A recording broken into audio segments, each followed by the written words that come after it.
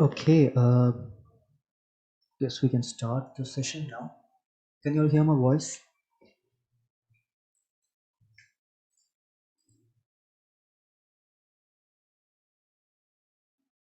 If you have any, trouble in with my voice or sound, kind of lagging, please let me know in the chat box. Whatever you.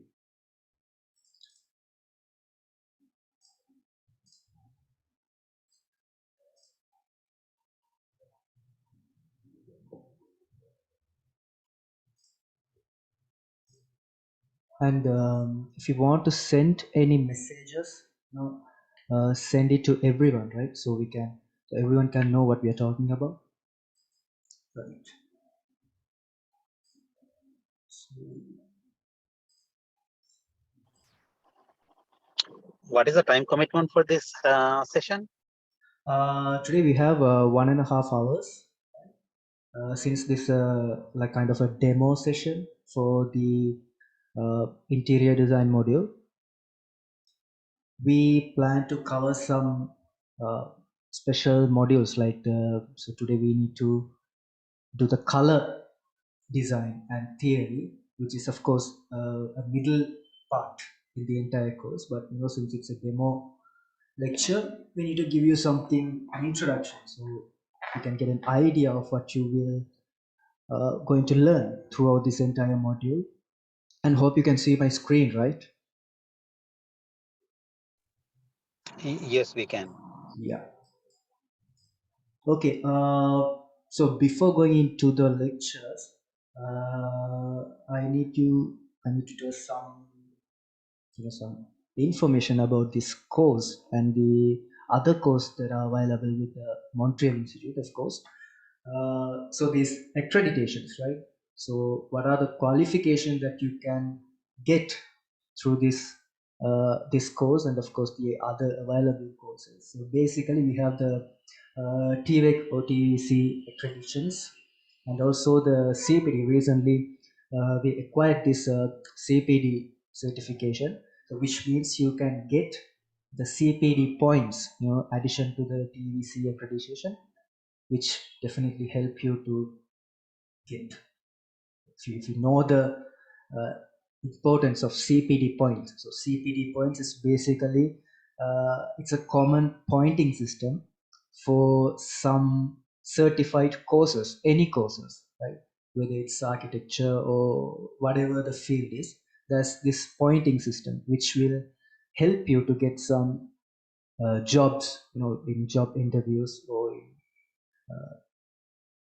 hiring process. The CPD points going to help you to get the priority list. Likewise, the TVC certification. And also there are some other modules which are uh, diploma, right? Or dual diploma, like which certificate is directly from UK, that you can go through this number of modules or number of courses available in Montreal, in their website, right? And so today we have this module called color and design theory, right? So this 1.5 session, we just have to go through the introduction, right? A very brief introduction about this color thing, right? What is color and how we going to use color, right? And why? So these are the some basic questions that we need to know about this color, right? So color and design theory means we're going to learn, we're going to know about the theory behind this color, not just visual details, but the theory, right? How color is being formed and what are the theories behind it, starting from the very basic theory and up to very complicated theories behind color, and how can we apply it in the physical world. So in interior designing, of course, the architectural field, color is the one of the prominent thing. And in interior, it's in top of the chart. The key option or key concern, how we use the color. to create certain moods, certain feels, and to emphasize some specific spaces in a house. So those details will be discussed in later lectures. Right. So let's start with some small content. So these are the things that we're going to cover in the entire module. So we have this basic introduction, understanding the color, and then we have this large lecture session, which is the fundamentals of color, where we're going to see all the theories from basic theory up to complicated color wheels. Right? So we have this color theory, which starts with the primary colors, secondary colors, how colors has been combinations of colors and producing new colors, right? Those color theories. And then we have color wheel, right? So there are two color wheels here, which the first color wheel is kind of a basic thing. We have less amount of colors in this session, right? And then we have color models, and we have temperature, how the temperature is being affected. Temperature means not the exactly the degrees Celsius or Fahrenheit, but it's theoretical, right?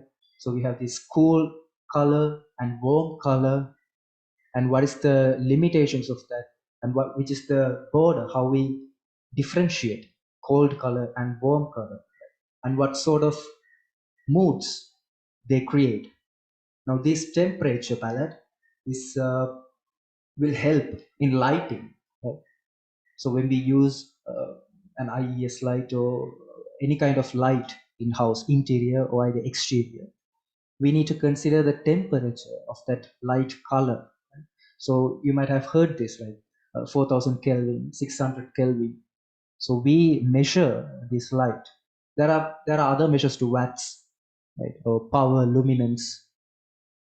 In that, temperature is also kind of measure in lights. So we can have temperature temperature with colors, using a blue color, which creates a cold interior, right? And also when we use an orange shade of orange or red, which will create a warm look, a warm interior. So we will discuss more details about that.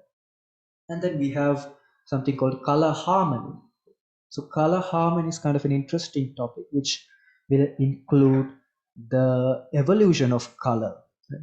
So how color being used in various industries and how they started to combine different colors. Right? So you might heard this like the latest displays, computer displays or televisions, they come up with this certain level of color. It says 16 million colors or 8 million colors, right? So how come this 16 million? Where that amount? So who set that amount? Right? So those are the details that we're going to discuss in later modules. And then we have the advanced color wheel. That's somewhat different from the basic color wheel. Of course, it's the same color wheel, but with more colors, more adequate colors, and more kind of combinations, where we're going to learn the different color formats like the RGB and CMYK, right?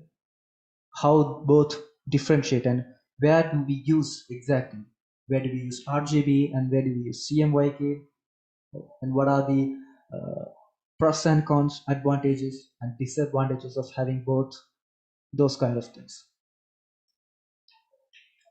And then we have the meaning and characteristics of colors. We will talk more theoretically in that area, what religiously or cultural significance, those kind of things.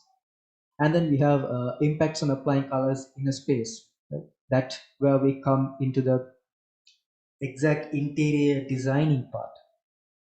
So how can we select some certain colors in a bedroom, maybe, for example, or for a living room, right? Or for a prayer room, different areas in a house or an industrial structure or a public facility, school. So there are various structures that we have to deal with. Interior designing is not just with a residential house, but with other architectural environment. We need to uh, find out what are the colors, how to apply these specific colors to emphasize that specific architectural mood. So in that we might we will have to go through these mood boards, right? So for example, if you are working with an interior design project, let's take house for example, right? A house project specifically for interior designing, you should have to create a mood board to the client, right? For the client to understand about his upcoming interior design, that this is how that specific bedroom or the house is going to look like. So it's up to you to create that efficient or effective mood board. So we learn those things, since it's interior designing, you might need to know those things. In reality, in this practice, in this architectural practice, how we deal with the clients in this specific field, the color and interior design. And then we have the psychology of colors in interior design, which is pretty much advanced, right? So we need to talk about more theories, concepts, and the latest architectural concepts deals with the psychology.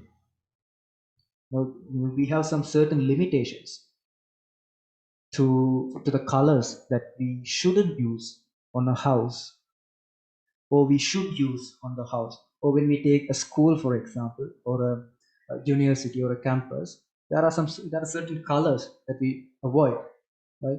Or in a religious place, or in some special places like let's say a court, right? A legislative court, there are some certain colors that are being avoided. Or in hospitals, those comes with the psychology theories and concepts, right? So we learn those things at the end, right?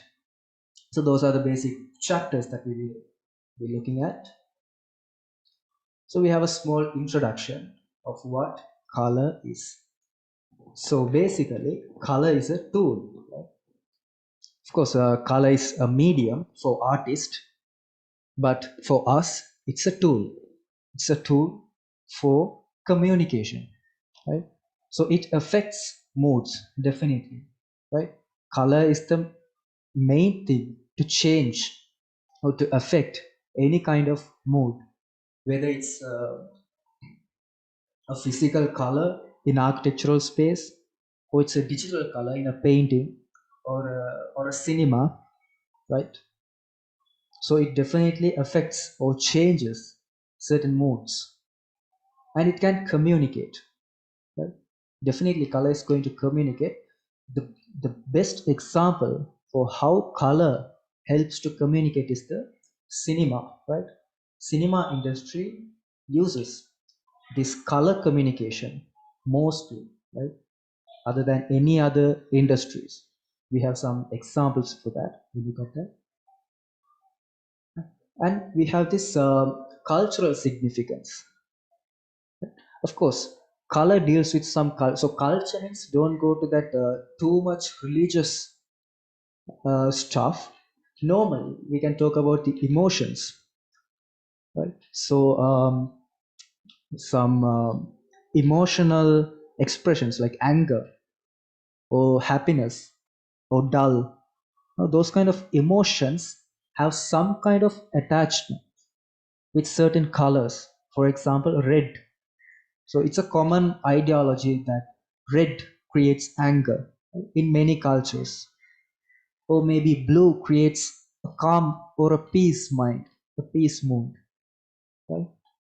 And there's green, for example. Color green is mostly used to portray the devil or the kind of a monstrous thing, monster, green color. So those are some interesting things, how color signifies this emotions and culture, right? And then yes, religion. can also be linked to colors. Now, how come this religion and color is related to each other? Let's take an example for our national flag, right? Sri Lankan national flag is is so vibrant compared to the other country flags. Our country flag is so vibrant. We have more colors. Right? So almost everyone know what is the meaning of our national flag. We have this green color and orange color, or more like a saffron color, to portray or to show the Islamic and Hindu community in Sri Lanka. Right?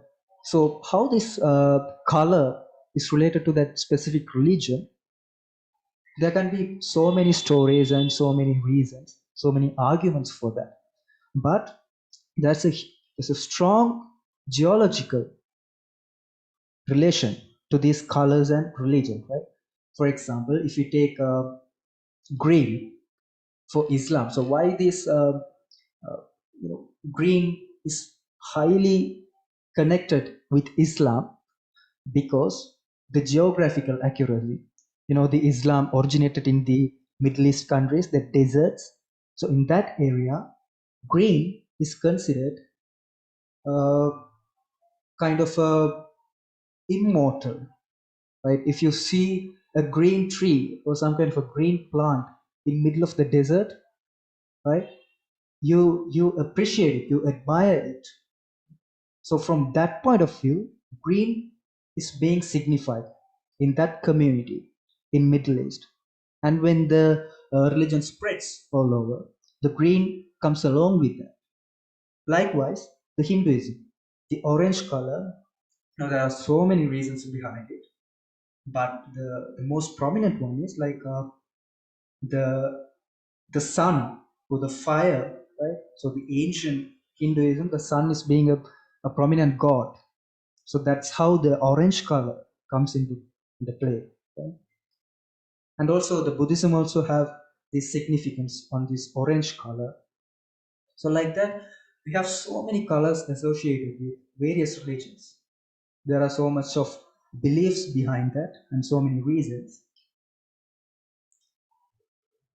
And we have yes, it's tied to religious, cultural, political, and social influences. And yeah, socio-politics, right? So we can take any example of political flags or icons, logo. Those political colors influence the party's background a lot. So that's mostly connected to the religious background of the party. That's not our issue. But you can see the political, socio-political culture is mostly dependent on this color selections. So, you know, okay, we don't talk that much about political parties. Anyway, so these are some basic things what color can do or how color can be identified as, right? So today we'll talk about this communication. So how color is being communicated, right? So I told you an example, cinematography is the perfect example for the color communication, right? So here we have uh, some example, right? So on the right side, so the left side, we have a collection of posters, right? Cinema posters, mostly Hollywood, right? So when I say cinematography is a brilliant example for color communication, I mostly address the Hollywood movies, right?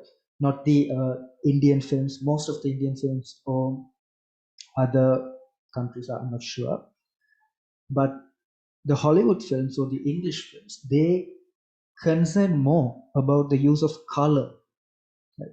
In the Indian cinema industry, we mostly use the vibrant colors or natural colors. Right? We don't concern that much. Some movies do, of course, but the Hollywood side, almost every movie gives a special or unique attention to this color selection.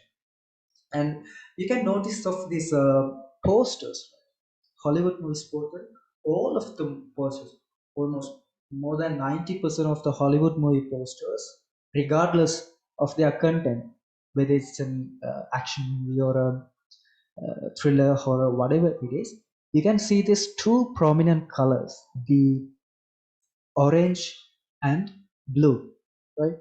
You can see those orange and blue in almost every Hollywood movie posters. What is the reason behind that? Is so here we have a small color wheel. This is not the entire color wheel, it's just the basic version of the color wheel.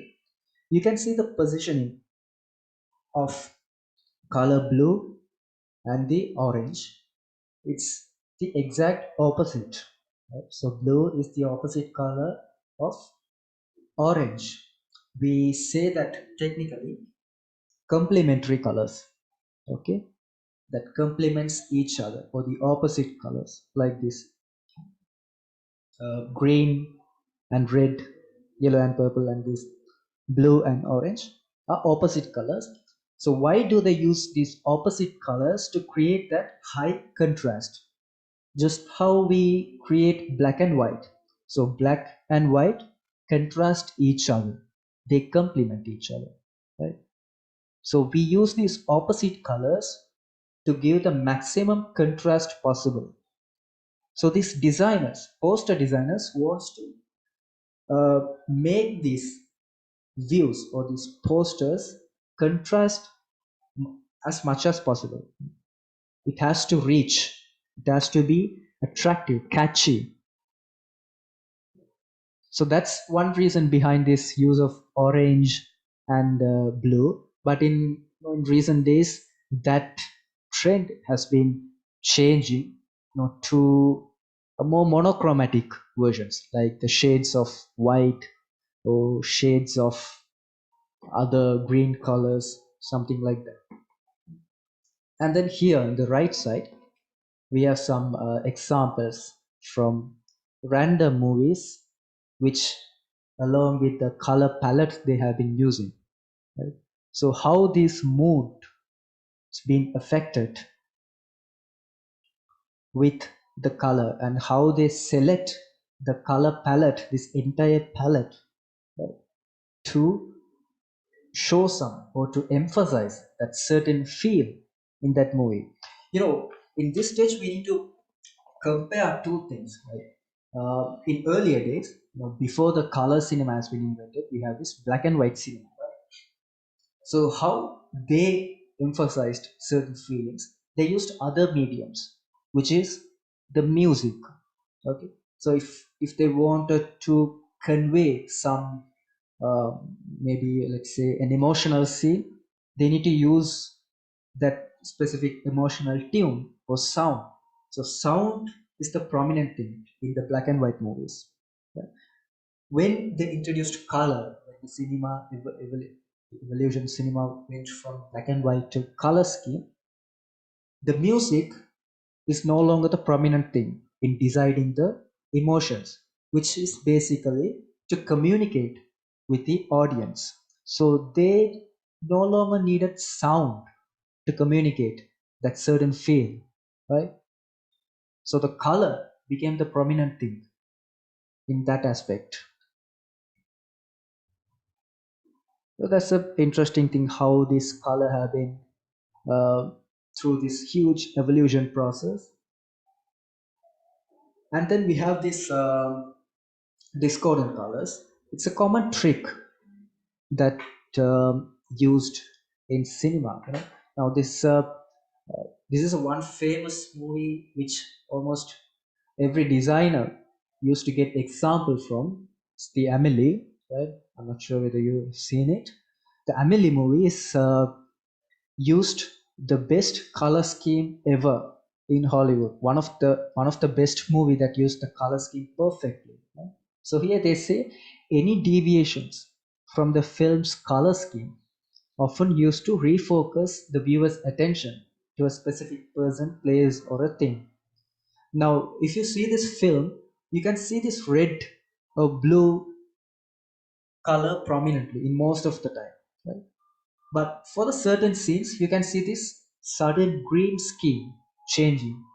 So all these three have the same mood or the emotion, this specific scene has the green or the sepia, we call it, the green overlay or a green scheme. That is when they introduce a new character to the scene, or when they want to change the focus from the leading actress to the male actor, they change the color scheme. Right? So automatically, the audience mindset changes to that specific actor. So that is how the color communicates with the audience. So that's how powerful using a color scheme properly is, right? And we have some other examples like La La Land. Of course, La La Land is a perfect example for vibrant use of colors. Okay, if you La La Land won the Oscar, I guess. It's nominated. So they used this variety of colors for each scenes. You can clearly see the color variations, how they used the starting from the costumes that they wear, the spaces, the interior colors in each shots that complements the actors' costumes, right? And when they're in the outdoor, the climate or the weather decided the overall color scheme, right? So that's a perfect example of how we can use vibrant colors. And we have another example, the Schindler's List, which is basically uh, a black and white film, but that specific girl will have the bright or the vibrant red color in the entire film, right? So that has a strong message behind the selection of color red in that. Right? If you if you had any chance to watch these movies, you can learn a lot of color theories from this. You know, the main source you can learn the color is from these kind of movies. So watch much movies as can from Hollywood side. You know, not those very action thriller superhero movies, but these kind of drama genres. They have these perfect color balances, color schemes that have been used. We can get inspirations from these movies. You know, for example, this Amelie movie has inspired a lot of interior designers and architects to come up with, vibrant interiors. Imagine, like, we don't use a red color paint in our houses, right? Normally, we're kind of afraid to use vibrant colors. Have we used a bright yellow color or a bright green color in our bedrooms? No. We don't like that color, or we kind of like we're scared of that colors for using black color, red color. So as an interior designer, you have this possibility, or you have this responsibility to convince the client or to change the mood of the client's perception to use some certain colors, because as a professional you know which color will be most suitable for that specific bedroom or washroom or the living room, whatever, right? But maybe the client won't accept it. So it's your responsibility to make him convinced to use that certain color. So you might use mood boards, various examples, and of course the 3D modeling and 3D rendering, right? Through softwares. We can show the client that this is how exactly your interior will look like. So in that case, client might have a better understanding of that certain color that you're going to use. Right? I guess in this course module you have a module for the software usage, I guess. But yes, who's that? If you want to ask anything, please go on.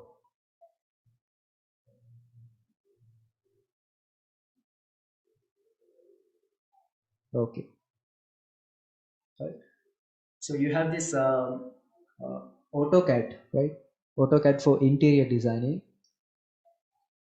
I'm not sure, I don't know who's taking that specific module, but the final stages of a design, which comes up with a 3D modeling and 3D design and visualization, we have this other course, the 3D architectural visualization course, um, which offers the UK certification that you can, of course, learn the ArcViz. Okay, you can show the exact colors to the client. You might need these 3D renders, 3D visualizations of the spaces. Okay, right. Any doubts in that? We can move into some other examples and interiors of how can we use the color.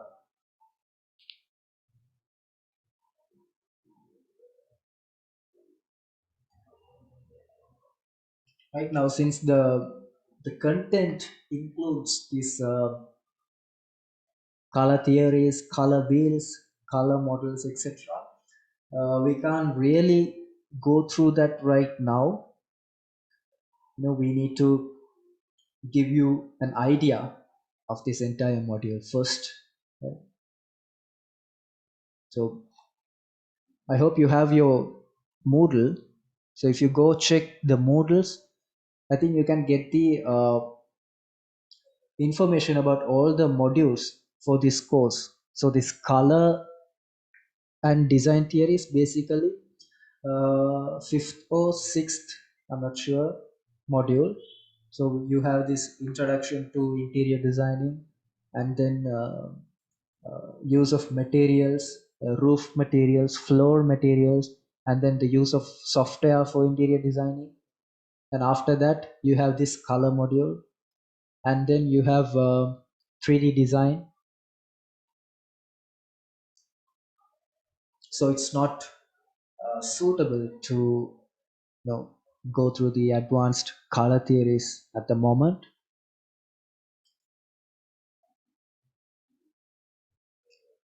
Any doubts?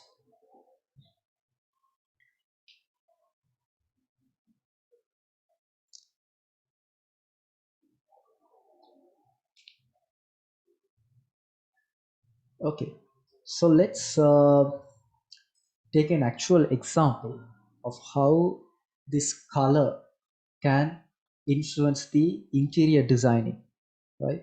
So again, keep it in mind, we are not going through according to the content, which is the color theory, these fundamentals of colors, right?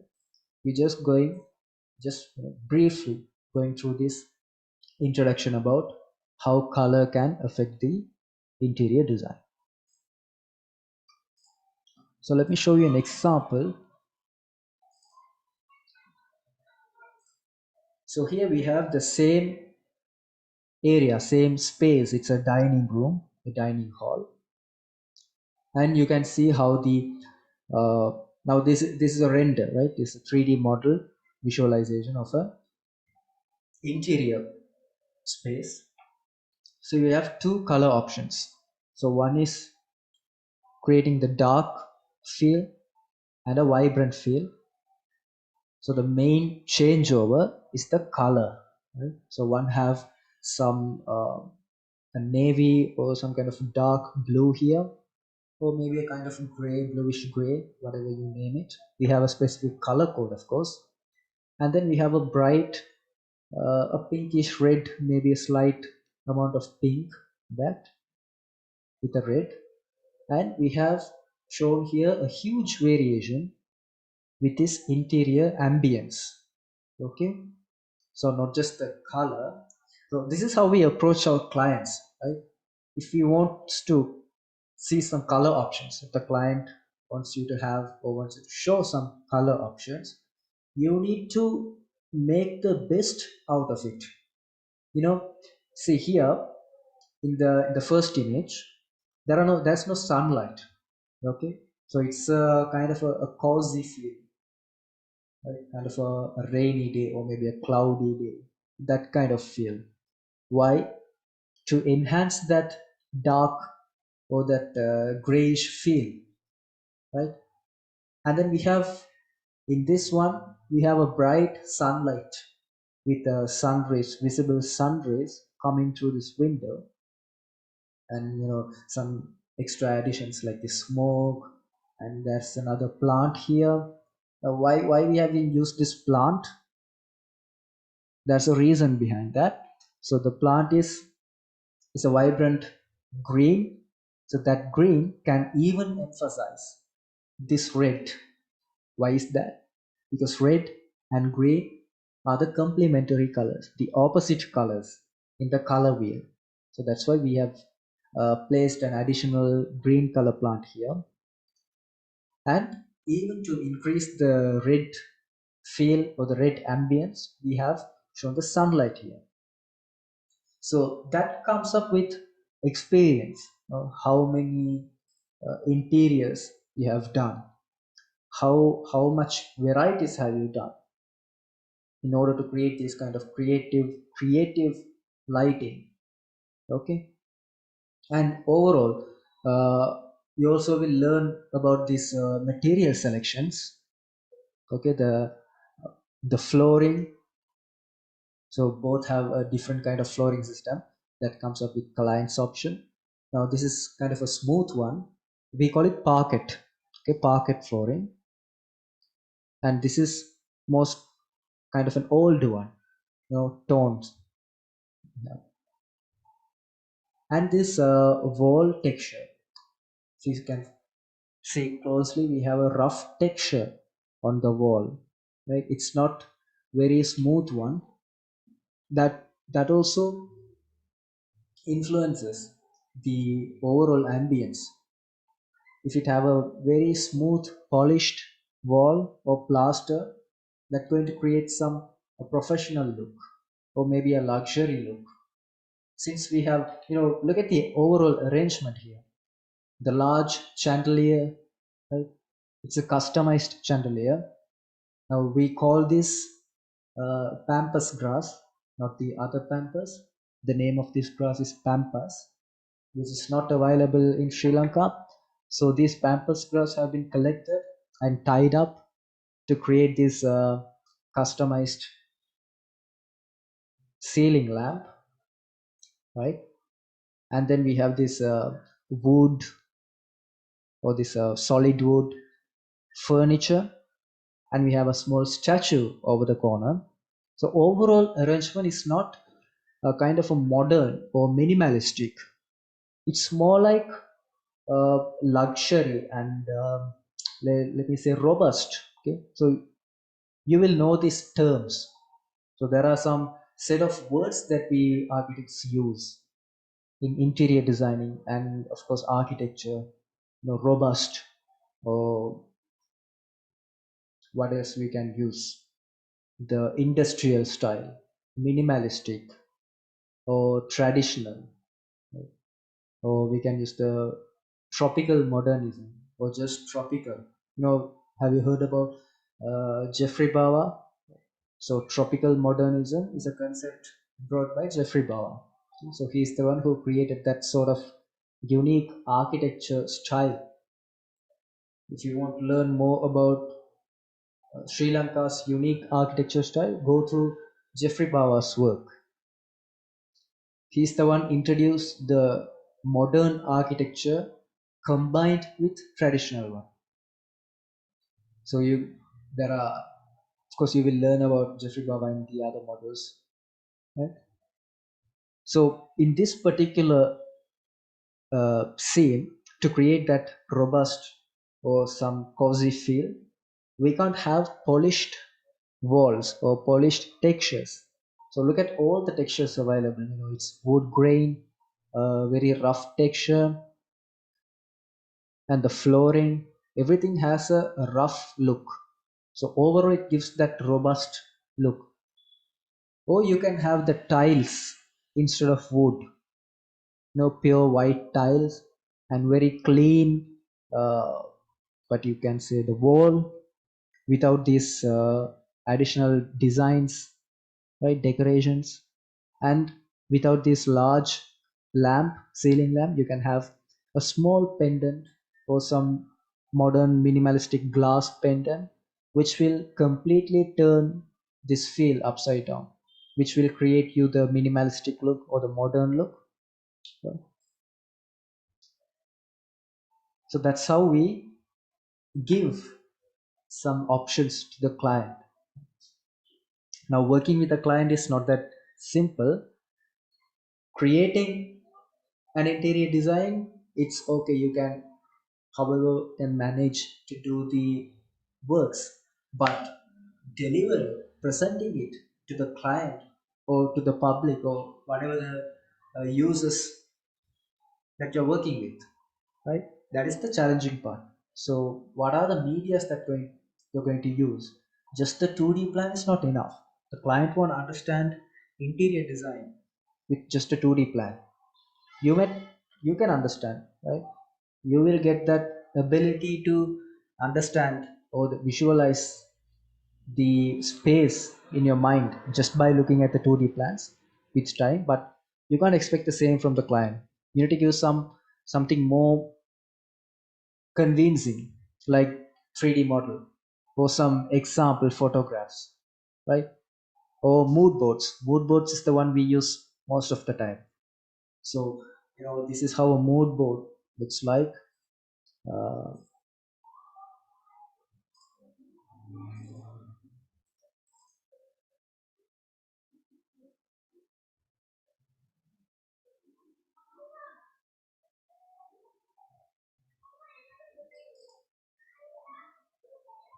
right.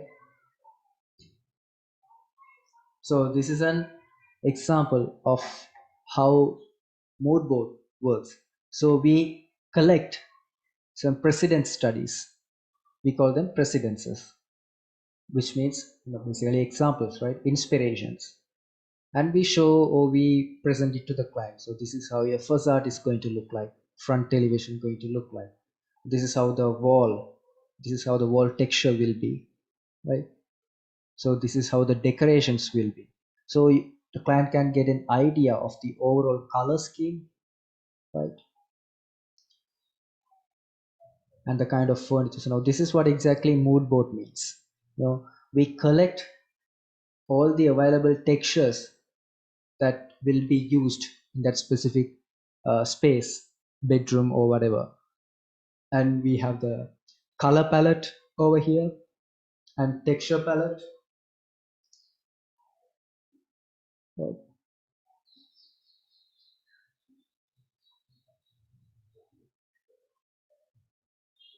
So here's another mood board.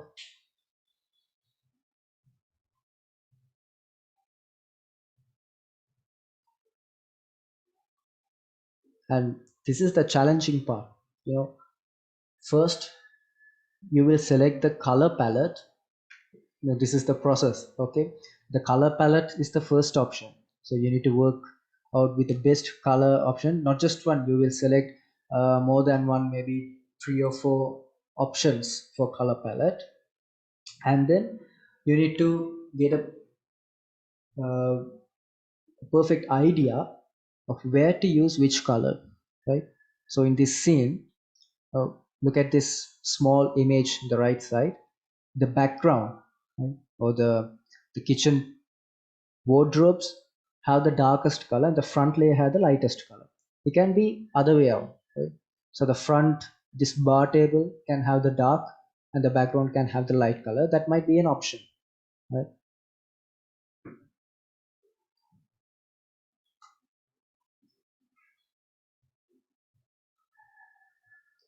And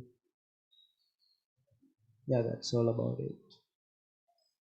So those we call the mood boards.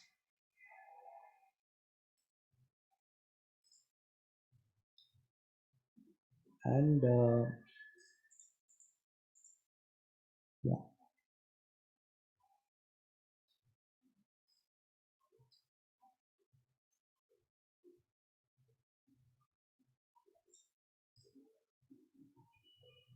Hmm, almost that's about it for the color introduction.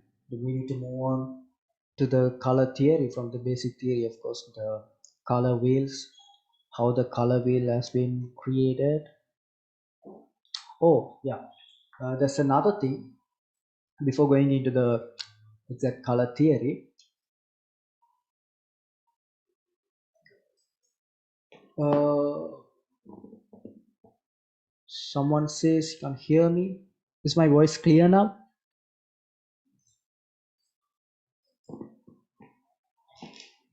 Is it lagging? Oh, the voice is not enough. The sound is not enough.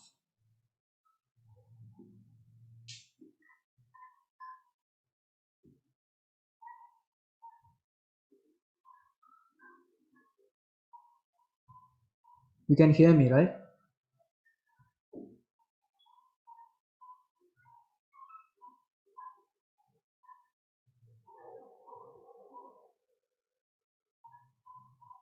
Who's that? Nazrul.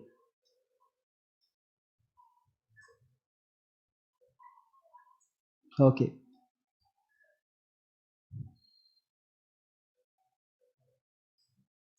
Right. So we have this a thing called color inaccuracy.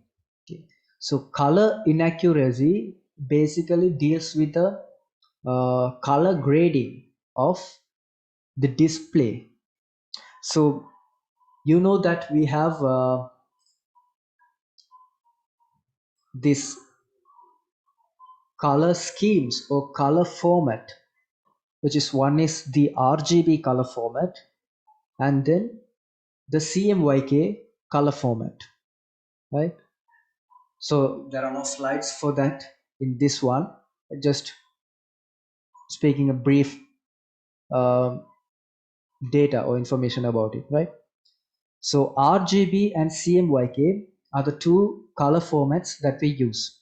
So the main difference, the key difference between the both color format is whenever there is a light emission, okay, whenever there's a light emission, that is RGB. Whenever there's a light reflection, that is CMYK. So basically all the digital displays are RGB. Why? Because digital displays, which means basically the LEDs, right? So all the displays have LED, of course, the latest displays. All the displays have other kind of technologies, but they emit light. So they don't receive sunlight or any other light and reflect them, but they produce light. So whenever a display or whenever an object produce its own light, we call it RGB color. But when we take any physical color, you know, a printed material, a printed image, a printed document, or physical colors, you know, in house walls, interiors, that works on CMYK format because that does not produce colors that reflect colors. Now that's how we see the light, right? So there are two ways of uh, looking at the light that humans can do. One is looking at the emission, which is the digital display. Other one is looking at the reflection given by that certain object. So if you can see a color in real world, or if you can see an object, that means that certain object is reflecting you some amount of light that it receives. So if an object in a dark place where there's no light, you can't see it. That's the concept. So color works like that. So now this is the interesting part. Now if you can if you now take an apple for example, a red color apple, right? So you see it as red, but originally that apple is not red. That's why you see that red color. Why? Because that apple surface receives the sunlight or whatever the light source around it, absorbs all the other colors and rejects only the red color. right? And you see that red color. So if you see an object on its color, that means that color has been rejected by that certain object. Technically, we call it reflection. So that apple reflects only the red color to your eyes and absorbs all the other colors inside it. That's how all the CMYK works. So there's a huge difference between RGB and CMYK. You might experience this when you work on a Photoshop image, right? For example, and once you print it, you can see a huge difference in the color, overall color vibrance. RGB is more vibrant. You can see pure red, you can see pure green and pure colors. But when it gets printed, it gets dull, right? You can often see this if you are working with these printing fields. So whenever there's a beautiful digital image, a digital art or something that has been done in Photoshop and Illustrator, when you want to print it, you can't get the exact result or the exact outcome that you have seen in the display. So that is a little bit of contradiction with working on RGB and then seeing the outcome on CMYK. You need to know these things because working on an interior design project in your Photoshop or in your SketchUp, V-Ray or whatever, you might use some certain colors, right? And it might look better, but it's only in the RGB format. When you give the color code or the color name or the ID to the client, and when he uses the exact color in his interior room, it might not be the same that look like in the render that you have given or in the 3D model. So those are the color inaccuracies that you have to deal with. So you always have to work with a certain range of color. You can't give, no, you can't say to the client that this is exactly how your interior will look like. There's definitely a changeover with a color. So there are techniques, there are some certain process and system that you have to go through when deciding a color for interior spaces. There are color codes. The certain color code is different. Now, for example, let's say sky blue. Okay, so the client needs sky blue for his interior, and you apply that sky blue color in your computer in your 3D model, and you get that color code and give it to the client, right? The client will take that color code to the paint shop, and he will give that color code and get the exact color that you are giving, right? That will cause some inaccuracies. Now you have given the RGB color code, right? But the paint shop will have the CMYK color format. So there's a system where that certain color that you have used in the digital media can be converted into a CMYK code. In that case, maybe the physical color or the exact interior color might look same with the sky blue that you have already used in the 3D. Right? If you feel this is too confusing, since we don't have any actual example, we did not go into that deep yet, right? We definitely have those sessions, lecture sessions, which we will experiment on using an RGB format and then converting into the CMYK, and we will see how it differs, and we will learn how these color codes are being created, right? Any doubts?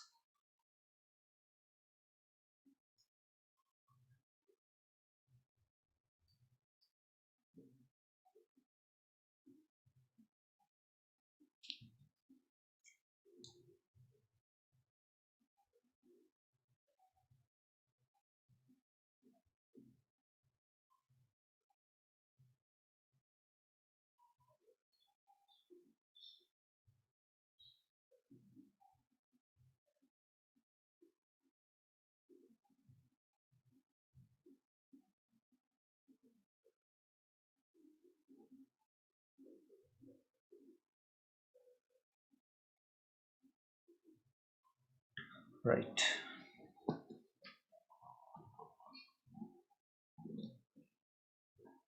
Okay, give me a moment.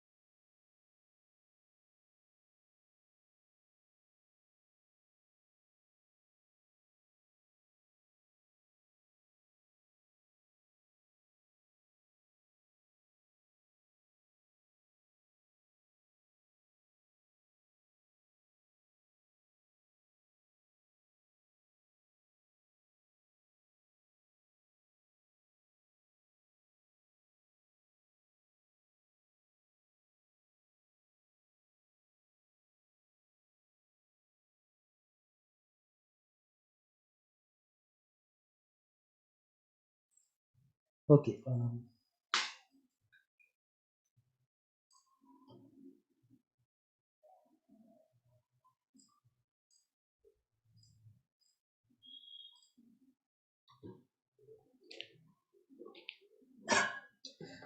Yeah.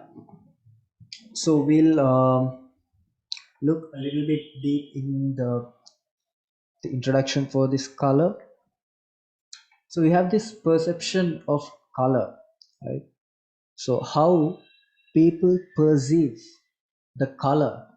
So perception means it's kind of a memory, right? A reminder.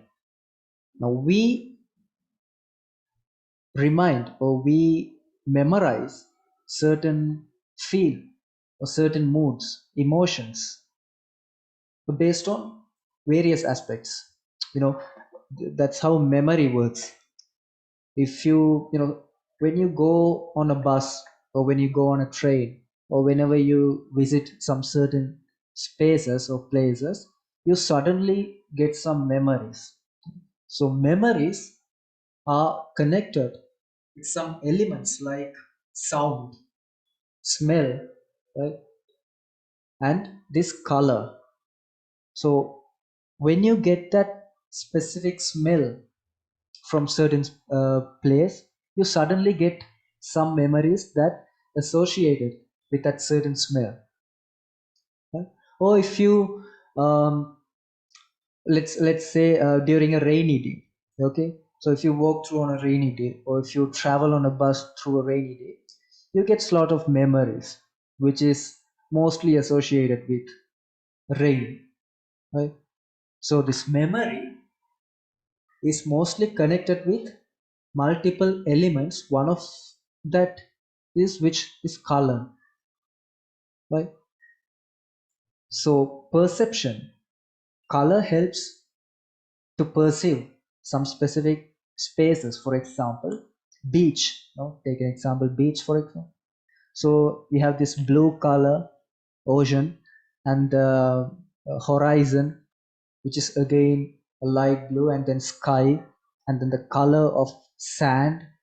And if there is a tree line, a nature line, we have this green color. So there are a set of colors associated with beach. So you create this a feel or a mood for the beach based on that colors, right? And let's take another example. Maybe a club, a nightclub, right? So we have this uh, vibrant colors, or let's say pink, purple, red, green, those kind of colors in a dark space. And that set of colors create that a party or an energetic feel. So you perceive that specific mood using that color, right? And here it says color has a profound influence on a space and the people in it. And it says use it to advantage to create inviting, productive spaces. You can see this productive color usage in some interior design companies or organizations. Or maybe in campus. A great example is the Slit campus. Okay, the Slit campus have I forgot the name of that interior designer. She created most of the spaces in Slit campus. So she loves to use these vibrant colors for interiors, like yellow, blue, red, in a numerous amount. She paints half of the wall on one color and the other half in another color, right? That based on various theories and concepts which will increase the productivity of the people inside it. You can there are some concept in some companies. There are buildings. Let's assume there are 4 or 5 buildings. Each floor has a separate color scheme.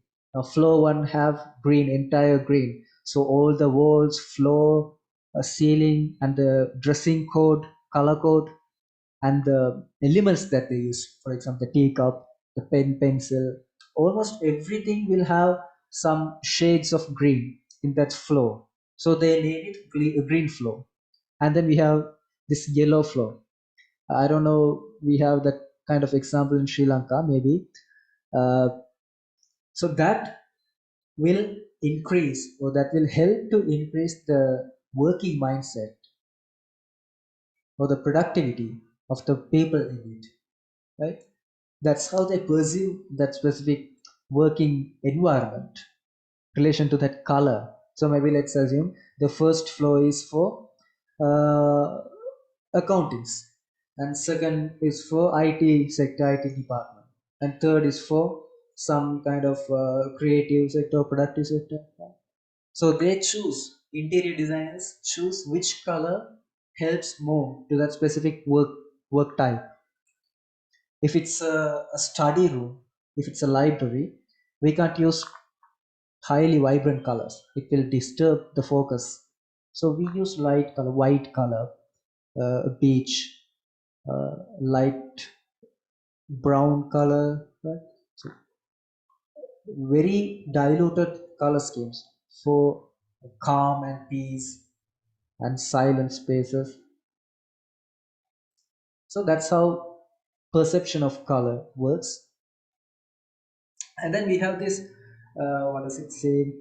Color is perception or something. Okay, right. Our brains pick up those wavelength combination, translate it into the color. So it says basically how the color is working, right? So that's the physics theory, physical concept of color. So color means basically the wavelength. Okay? You don't have to go through that technical details or theoretical details. So each color have different wavelengths. So in the entire color spectrum, we have this visible spectrum, which in grade 10 11 we have learned this VIBGYO, starting from violet up to red. Okay, so violet, indigo, blue, green, orange, yellow, and red, VIBGYO. that is we call as visible color. So beyond these colors we can't see them, that our eyes can't uh, read that wavelength, so which is we call it ultraviolet and infrared. So that is also red and that is also violet, purple, but we can't actually see it because of the highest wavelength, right? So we only can see the visible light, which starting from violet and ends up in red. So within these 7 colors we have this infinite number of combinations. I previously said that we have this 16 million color concept. Okay, now 16 million, which means we, with the use of these 7 colors, we have created 16 million identical colors, right? Or yeah, so we can name all those 16 million colors, but it's not the limit. It can be 20 million, 30 million. It's kind of an infinite. It's like partitioning a circle. Now, if you take a circle, for example, right? Imagine a circle, and from the center point, you start to divide the circle radially. Right? You can go on forever. It won't stop. So the radial partitions of a circle is infinite. That's the same thing how color works too. With this 7 color, we can combine all these 7 colors with various percentages starting from 1 to 100. You can have so much of decimal numbers for each percentage. So think about the possibilities of the amount of color that you can get. But why do we have that 16 million limit? Because that works on the LEDs, right? RGB has the 16 million limit. So I guess 32 million, I'm sure. So which means that's the limit of color range that a single LED can produce, or multiple LEDs can produce by combining. So that's a technical limitation, not the theoretical limit, right? And people decide whether or not they like a product in 90 seconds or less. That's kind of a conceptual ideology, right? It's completely based on the color of that product. So this 90-second thing is when a person looks at an object, okay, a product, let's say a knife, for example. So if you put um, a red color handle on the knife, some people might find it attractive, but most of them will reject it. They prefer mostly white color or black color handle for knife. There is some uh, unconscious ideologies behind all these people to perceive these products based on colors. Okay? So since we are interior designers, we don't go so much on product designing. It's a part of integrated designing. You know, we have this integrated design, and in that we have these sub departments: interior design, product design, and media. So in the product design, they mostly deal with colors all the time, and interior design also. We mostly work with materials, textures, along with colors. In product design, color is the most important. And we have this importance in interior design. Let's have a small introduction about that. So color can make or break space. Choosing appropriate colors for a facility space is an important aspect of interior design. Yes, color theory involves the study of hues and how to use them in harmony. So what is this hue? So hue means it's a um, uh, a parameter, right, to measure color. So we have values, hues, temperature, and other parameters to determine a certain color. Hue is one of the main one. We learn those things in later modules, right? So you can change the color. For example, if you take blue color, If you reduce the hue, that blue will change to green. If you increase the hue, the blue will change to yellow. Okay, we'll learn this with actual examples with Photoshop. Not for now, from the upcoming modules, and to use them in a harmony. So harmony have subtopics. So we have color, analogs, monochromes, uh, dual colors, tricolors. There are so much of things in that. It's helpful in design because it forms a palette that work well together. So work well together means it can be opposite, which complementing each other, or the neighbor colors, okay, which will not create any contrast. So that's up to you and the specific space whether to use contrast opposite colors or to use neighbor colors to go with a smooth look.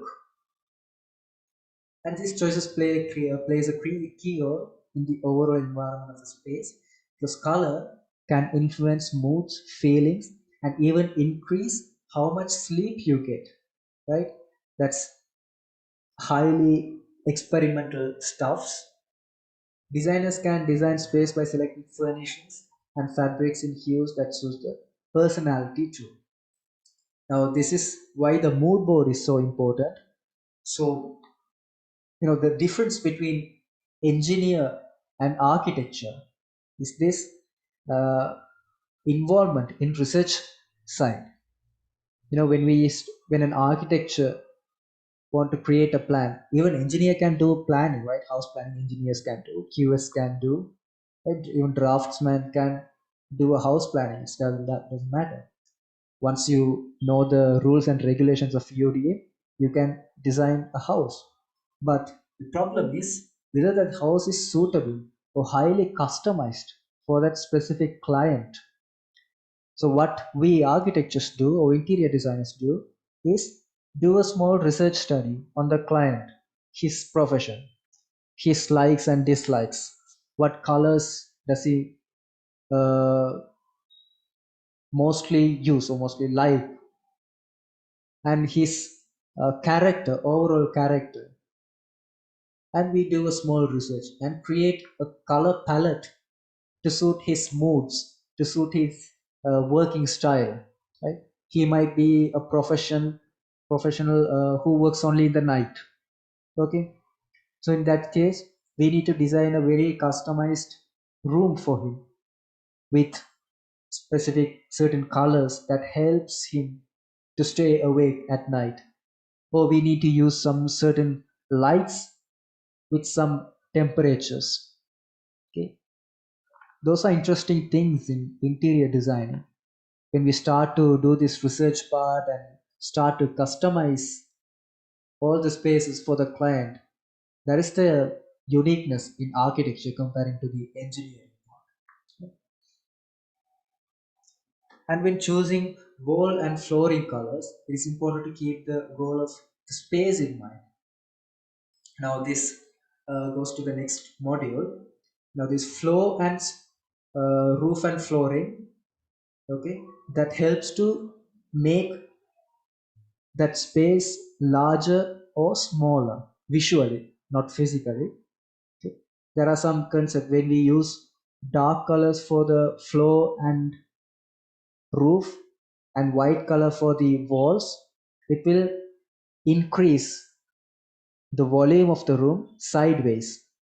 If we use the colors other way around, when we use white color for the floor and roof and all the gray color to the surrounding walls, it will increase the volume of the room vertically, upwards down, not physically but visually. And it says if energetic noise being performed in a space, warm, accelerating tones might be good to consider. For example, in break areas, cool tones may be more appropriate when occupants can relax. Yeah, like I said earlier, how we use different colors in a workspace, office, industries, and campus.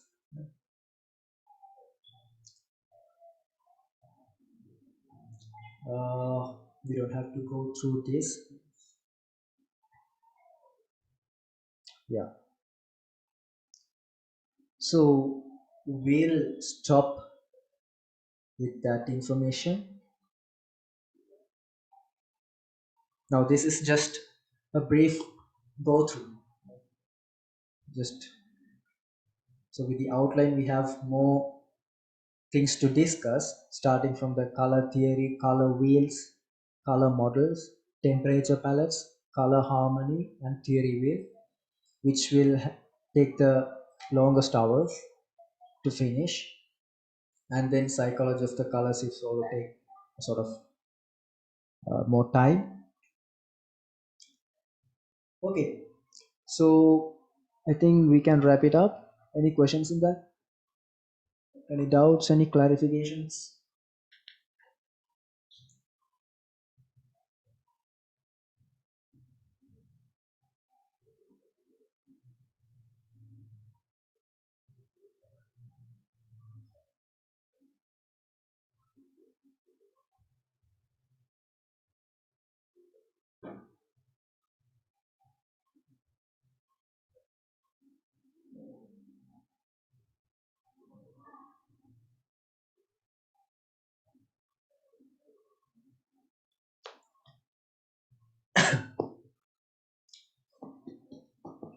Okay then.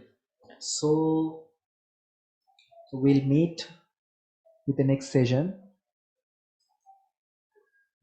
and I guess you can get this recording in your Moodle. You will get the link and contact the administration for further details. I'm not sure whether the course is officially started or this is just a demo. I was told this is a demo lecture, but anyway, right? So we'll meet in the next lecture. Till then, good night.